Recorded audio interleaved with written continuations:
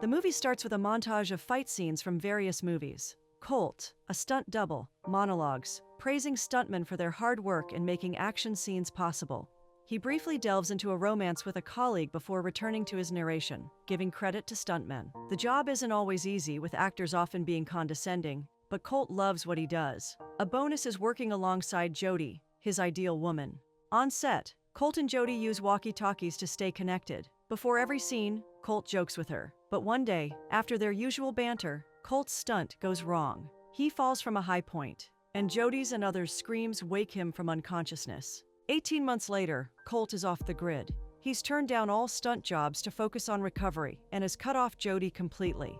He now works at a restaurant, taking orders and parking cars. When recognized by colleagues or actors, he firmly states that his stunt days are over. Gail, a producer, tracks Colt down and calls him, urging him to return to stunt work.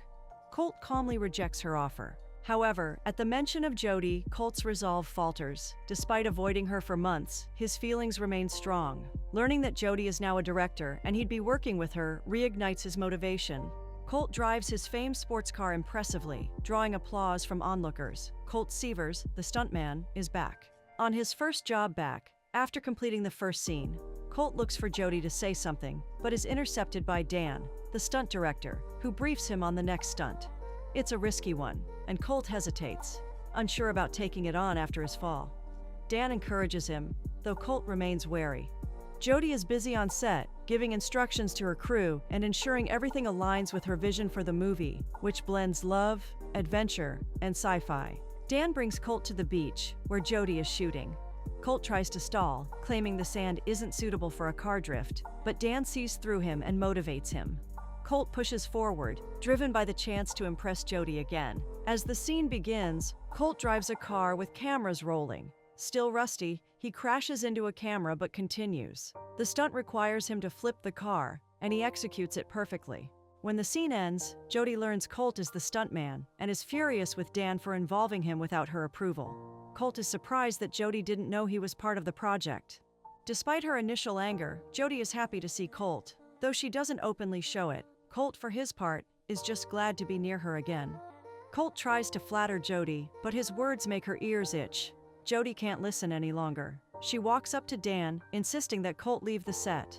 Dan, however, is confident that no one else is available for the challenging stunts Colt is about to perform. The scene begins, and Colt has to be set on fire. After the first take, Jodie announces a second take, and Colt mildly revolts. Jodie uses the public address system to tell a story similar to Colt's, a story of someone shutting out those who care about them. It's clear Jodie still nurses the pain of being cut off by Colt. He gets the message and proceeds with the second take. Jodie continues the movie script, narrating how a man abandoned her love interest, leaving her to question if what they shared was just a fling. While it may not be obvious to the cast and crew, Colt sees the story as about him and how he messed up. Jodie opts to redo the scene, citing technical problems. It begins to feel like payback, toying with Colt's emotions. Since Jodie has been sending messages covertly, Colt decides to do the same. He admits he was wrong, using the same storyline to plead for a second chance.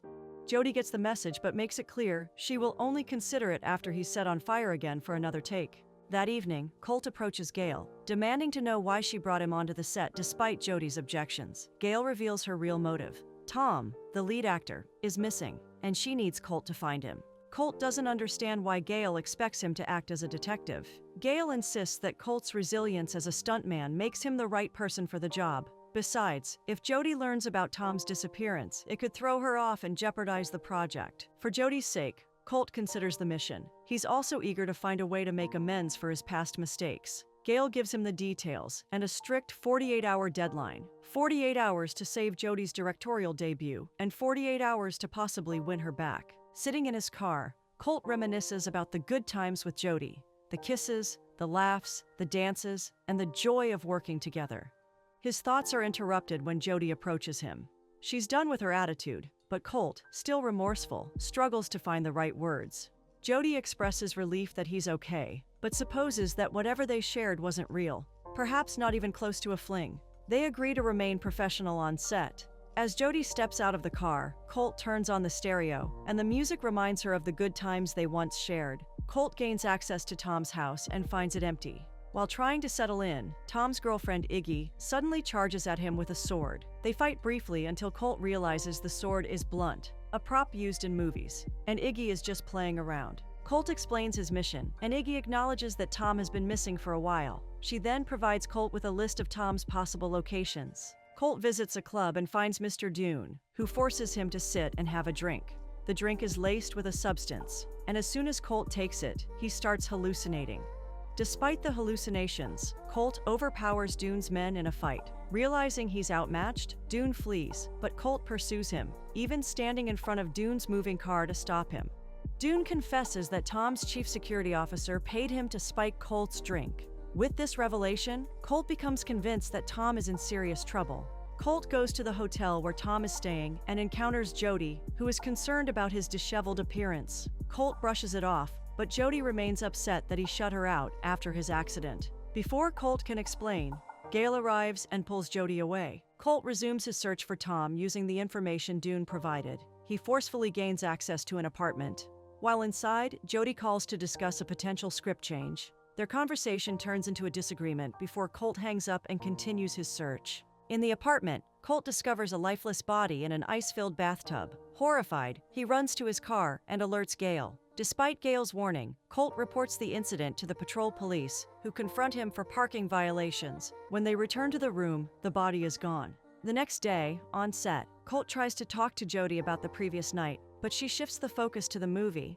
She proposes a significant twist in the script and wants Colt to take on a bigger role. Colt accepts with pride and performs perfectly. Afterward, Jody invites Colt to go out with her. Gale interrupts, handing Colt a flight ticket and advising him to leave the set. He explains that the situation with Tom has spiraled, and Colt should distance himself from the trouble, even if it means skipping Jody's karaoke offer. Colt instead meets Alma, who claims to have information about Tom's whereabouts. Alma demands a director's credit for Jody's project in exchange for the details. She also has Tom's phone in her possession. Before Colt can negotiate, hitmen appear, using tasers on both him and Alma. The hitmen abduct Alma, but Colt, along with Alma's dog, gives chase. While Colt battles to rescue Alma from the hitmen, Gale informs Jody that he sent Colt away because she initially opposed him as the stuntman.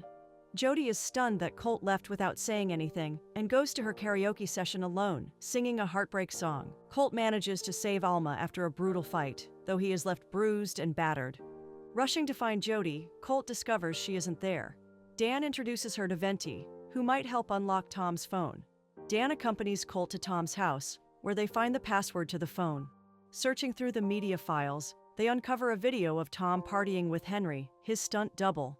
The video reveals Tom accidentally hurting Henry. Colt realizes he wasn't imagining things. There was a lifeless body at the hotel, and it was Henry. In a flash news report, there's an announcement that Henry has passed on, and the prime suspect is Colt. He was last seen in the room before Henry's body was discovered. In that vein, the hitmen locate Colt. Dan fights alongside Colt as they prevent the hitmen from getting Tom's phone. Colt gets overpowered as Dan escapes. The phone is still out of reach for the opposing teams. Colt is apprehended and taken to Tom's hideout. He's tied to a chair and tortured while Tom has a fiery chat with him. Tom admits to ending Henry's life and wants Colt to take the fall, citing himself as a global brand that can't be involved in such madness. Gale's plan has gone through. She meets Jody and explains the situation, painting Colt as the actual suspect. Jody knows Colt and insists that he has to be innocent. Gale thinks it's the job of the police to determine that. Tom reveals the biggest secret that gets Colt really sad and vengeful. The previous accident that made him shut everyone out was orchestrated by Tom. It was Tom who hit the button that made him land badly. Tom reveals that it was a carefully laid plan for Gale to get Colt out of his hideout so he could take the fall for Henry's demise. This infuriates Colt. Being a survivor, he finds a way to escape, leading Tom's men to chase him with a boat. Colt does what he does best. He lets his boat run into another boat, causing an explosion. Tom's men conclude that Colt is no more. The news spreads everywhere that the famous stuntman is gone. Gale immediately phones Jody and informs her, keeping up with her plan. While Tom's men search for Dan, Colt sneaks up on Jody in the studio. Jody puts up a fight as Colt enters, disguised as an alien. Jody is glad Colt is alive. Colt is very concerned about Jody's movie, but Jody just wants to see him. They begin kissing when Gale knocks on Jody's door. Colt quickly goes into hiding to avoid being seen. Gale is sympathetic towards Jody. Jody plays along, as Colt has already revealed that Gail is part of Tom's plans. Both of them devise a plan to corner Tom and get him to confess, exonerating Colt. Jody buys the idea. After Tom's supposed last scene, she sets him up for another. This surprises Tom and Gail, but Jody gives them a good enough reason. The set is ready. Tom is made to enter a car and feign a car fight. Colt then enters from the passenger side.